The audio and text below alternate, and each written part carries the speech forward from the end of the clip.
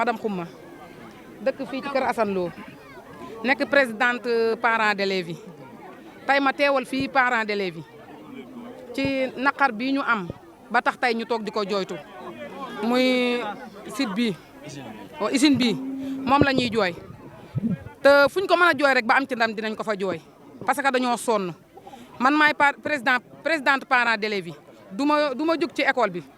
bi laay dem des fois da ngay dem di laajte benn élève lu ko tee ñëw ñun la dafa feebar lu ko dal biiram day daw day wàccu biiram day metti ndax lan xeet gu bon gii léegi nag man li ma bëgg ku ñu ci mën a jàppale ku nekk nga jàppale ñu ci usine bi jóge fi parce que suñu doom yi sonn nañ suñu njaboot gi sonn nañ ñu ngi dëkk di dem hôpital di dem di ñëw ñuy bind ay ordonnance ñuy jënd te loo xamul kañ lay jeex nag danga koy teel a dindi ca ba muy tooy te ñun sonn nañ élèves yi sonn nañ boo demee ca école ba wallahi da nga naan foofu la usine bi nekk ñun ñi dëkk ca école ba nii la ñu dëkkee xeet gu bon gi moo ñu sonal nii la ñu dëkkee usine bi nee nañ engrais lay defal waaye maanaam daal loo yaakaar ne lu bon la rek mi ngi ci biir usine bii ñun ñii man sama kër ak école bi ñoo taqaloo nii waaye sama néeg ba yàlla xam ne boo fa duggee boo gàttee xel dara danga may xas fekk usine bi mooy ñëw fii kenn mënatu fee taal cuuraay bu neex ndax usine bi sonn nañ fa sonn commencé ba fa mu yem sonn nañ ko man dara taxumaa jooy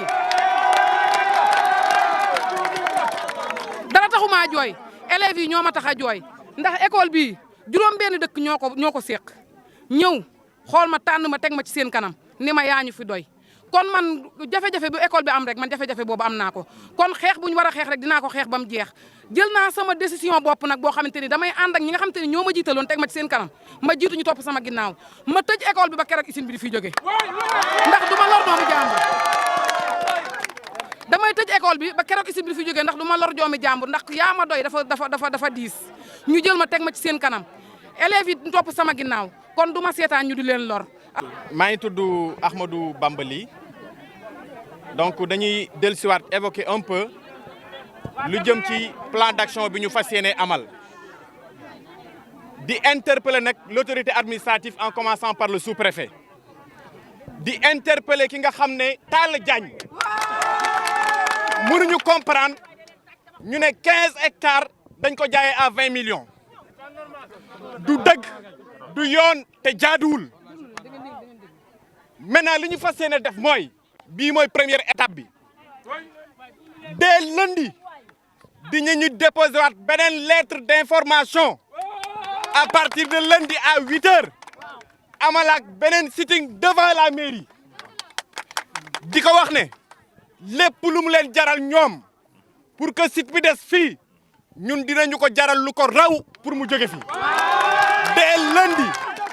dès lundi dinañu dem buntu sous-préfecture déposer beneen lettre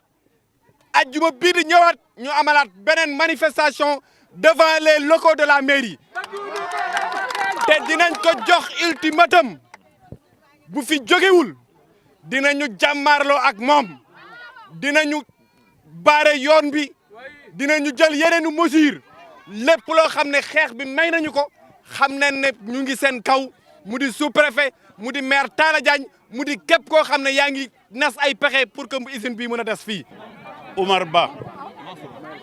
ñun ñooy représentant FRAPP dañ fi ñëw ak une forte délégation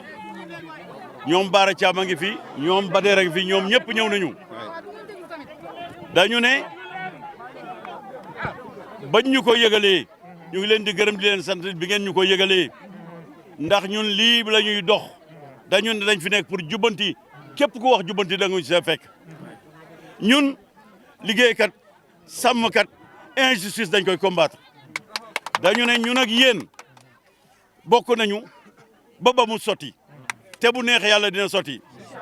lii nee na lundi prochain dina ngeen dajawaat lundi prochain Y'en a marre dina ñëw lundi prochain FRAPP dina ñëw lundi prochain Yolande Camara dina ñëw lundi prochain képp kuy démocrate dans ce pays là dina ñëw ndax li ngeen nekkee yoon la dëgg la lii musiba la dama ne rey xale rey mag lekk bi musiba la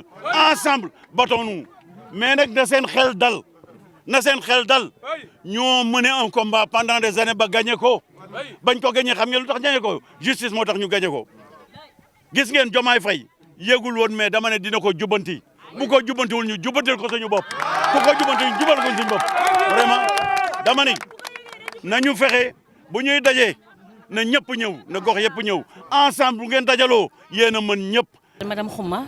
je suis une des épouses du dignitaire, Monsieur Ousseynou Khouma, qui habite à Keur Assane, qui m'a fait l'honneur aujourd'hui de parler au nom de toute la population environnante par rapport à la situation socio-économique en fait, qui se pose au niveau avec l'interaction avec l'usine. Je suis du ministère de la Santé et de l'Action sociale, donc je suis vraiment habilitée à parler au nom de la population pour vraiment les méfaits et tout ce qui se passe par rapport à la situation actuelle au niveau de l'usine. Alors, je pense que cette situation est déplorable à tous les niveaux, et étant donné effectivement que leur revendication est très légitime. C'est une revendication légitime dans la mesure où, en fait, une usine de cette envergure qui est censée normalement faire une rentabilité sur le plan économique par rapport au village vient aujourd'hui détruire les foyers et également avoir beaucoup d'impact sur le plan éducatif, économique, environnemental et surtout sanitaire. Vous vous rendrez compte qu'en réalité, c'est des négociations qui se font par rapport à des bradages fonciers que les gens en fait n'ont pas l'habitude de maîtriser. Et aujourd'hui, la population souffre au plus haut niveau parce que cette population ne comprend pas les enjeux et il ne peut pas avoir tous les retombées nécessaires pour savoir qu'est-ce qu'il y a lieu de faire ou non. Et par rapport à cela, il faudra vraiment que les gens soient beaucoup plus sensibles. Quand des situations pareilles, il y a un ancrage. Il faut que les gens soient beaucoup plus sensibles. Les négociations ne doivent pas se faire sans pour autant qu'il y ait ce qu'on appelle l'implication de ces populations à la base. S'il y avait une forte implication et s'il y avait également un dialogue très clair, ils auraient compris tout ce qui est en fait, tout ce qui est impact négatif par rapport. Je vois que par rapport à cette mobilisation sociale que vraiment je salue, ça montre vraiment l'engagement et la détermination des populations à vouloir changer leur environnement de vie. C'est une usine spécialisée dans la fabrication d'engrais. Quel est son impact sur la vie de la population? D'abord, en fait, une usine pareille qui aujourd'hui, par exemple, fait ce qu'on appelle pesticides et tout ce qui est engrais. Et nous, on connaît simplement vraiment la composition des pesticides, c'est vraiment chimique. Et quand c'est chimique, forcément que vous ne vouliez pas, vous allez en Europe, partout dans le monde, on comprend que quand c'est chimique, il y a vraiment des effets sanitaires. Maintenant, est-ce que la sensibilisation a été de taille pour que les populations qui sont environnantes puissent comprendre vraiment l'enjeu sanitaire qu'il y a à implanter une usine pareille au niveau de leur localité? Ça, c'est un gros problème. Deuxièmement, la seconde question qu'on se pose, les autorités qui ont négocié l'ancrage de cette usine-là, est-ce qu'ils ont quand même associé à la base cette population? Et même s'ils avaient associé à la base cette population, ça ne justifie pas qu'une usine pareille puisse s'implanter à côté de Keur Assane, Ndan, Pouri, Ndiéri, Thiahaw et également Keur Yaba Diop. Vous voyez, en fait, sur le plan économique aujourd'hui, ça tue tout ce qui est élevage. Et je pense que l'agriculture également est menacée. Parce que si aujourd'hui cette usine est là, et nous savons qu'ils sont 90% agricoles. Si cette usine est là implantée, et aujourd'hui on se rend compte que même si aujourd'hui cette usine continue, il y aura un impact économique. C'est une population qui ne pourra plus aller travailler. Et si également sur le plan sanitaire, nous avons remarqué à travers ce qu'on a interrogé des maladies diarrhéiques, nous avons également des maladies pulmonaires. Et ça a un impact sanitaire négatif, même pas chez les enfants, mais à long terme, c'est vraiment,